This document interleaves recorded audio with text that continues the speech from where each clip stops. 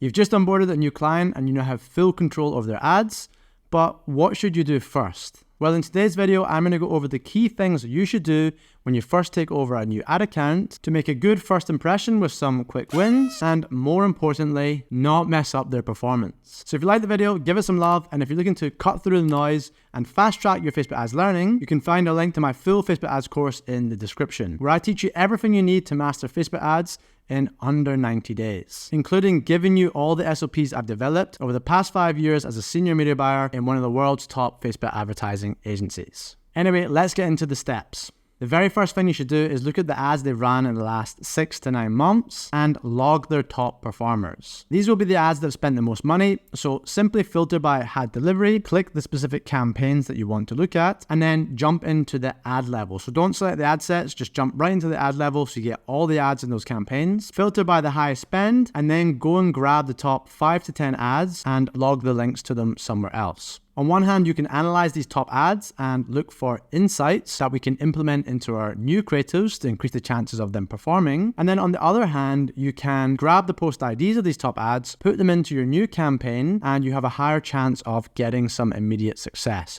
which will impress the client. Because these top ads already have a lot of data behind them. They've got a ton of spend, they've got history in the account, and of course, they've already got the engagement built up on the ads. And then finally, you want to go and take the copy and the headlines from those top ads and also put that somewhere in your copy and headline register so that when you launch your new creatives, you compare them with proven copy and headline from their top ads, and you remove that as a variable and just test the creative on its own. Step 2, you're going to rename all the live campaigns, ad sets, and ads with your naming structure. If you don't have one, I recommend you start using a naming convention, and there will be a video somewhere on my channel where I go over my older naming structure, but it's still going to be completely fine for your intent purposes. The reason we do this is previous media buyers are not going to set up campaigns the same way that you do. So you want to be able to see at a glance exactly how the ad sets have been set up, what's in the ads, how they've been set up, and what the campaigns relate to. And again, how have they been set up? Because it may take several months for you to transition out these old campaigns. So you're always going to want to know what is exactly inside them. Step 3, you're going to create a report of the last 12 months worth of data broken down by month to send to the client. The reason for this is it's super common to take on an account where the client has an incorrect perception of how they've actually been performing. Either because the old agency or a media buyer misinformed them, or sometimes they've been getting good performance recently in the last month or two, and they forget what is the actual average performance they're seeing on the account, not just this abnormal period where they're seeing some better performance. But additionally, there's situations, especially when using third-party tracking tools, where people may have just been reporting on a different attribution setting than you do. So you want to make sure that the client knows what is the performance they've done based on how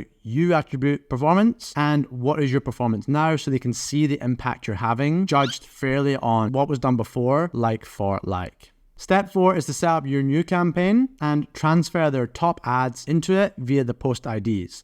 Don't turn off any of their old campaigns unless they're not performing. You want to simply launch a new CBO, broad targeting, and create a winner's ad set where you can put the post IDs of their top ads. This is a really easy way to get a quick win because you've got the best of the best ads in your new campaign, so it will generally get good performance right off the bat, and you can start scaling it up pretty quickly. If you've no idea what I'm talking about when I say a winner's ad set, go check out my full tutorial where I show you exactly how I set up campaigns and what this strategy is. The most important thing when you take over a new account is not to come in and cause disruption by turning everything off and launching a whole bunch of new stuff. You will crash the account and your client may get rid of you prematurely. Even if things are set up suboptimally, it is a machine learning platform and you have to gradually transition to a better setup. Over time, pause their ads, ad sets, and finally campaigns as things are no longer performing. For example, my latest client had 8 campaigns across 2 ad accounts when I took over, so it's taken me 3 months to transition out their old campaigns to my setup where we've now got 1 campaign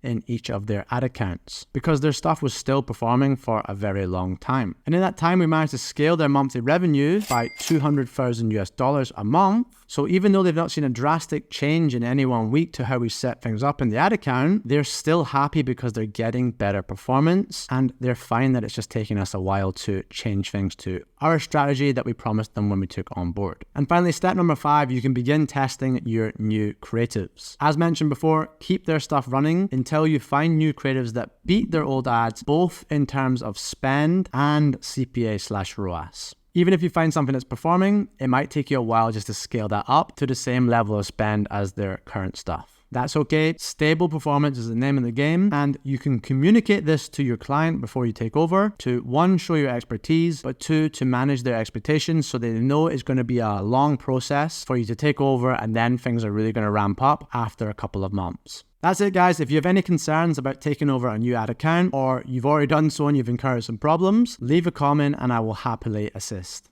But if you really want to deliver top performance for your clients, go check out adsets, my full Facebook ads course, linked in the description. Most courses teach you how to set up an agency, don't go into nearly enough detail on how to actually run the ads, and you'll never find an adequately trained media buyer for under a couple $1,000 a month if you're planning to outsource the work. So get the course and you can even train your media buyer with it. Anyway, thanks for watching and I'll see you in another video very soon.